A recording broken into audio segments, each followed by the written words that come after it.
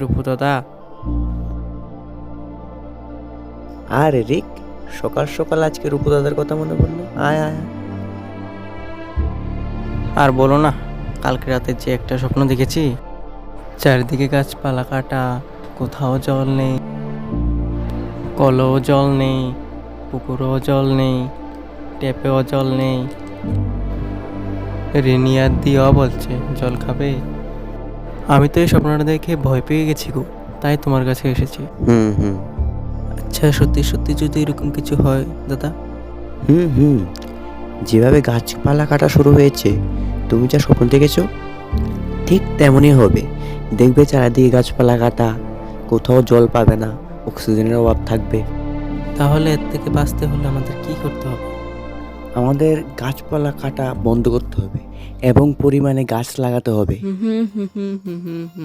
কি নিয়ে কথা হচ্ছে গুরুপু দাদা? আরে ভাবছিলাম তোদেরকে নিয়ে গাছ লাগাবো আজকে। সত্যি রূপু দাদা? হুম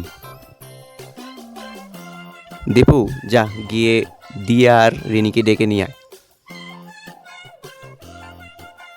চল রিক, তুই আর আমি গিয়ে কিছু চারা গাছ নিয়ে আসি। হ্যাঁ, চলো চলো।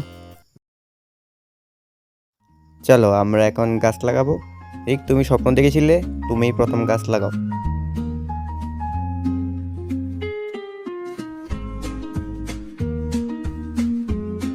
এখন থেকে এই গাছটি বেড়ে উঠতে আমরা সাহায্য করব। নাও জল দাও।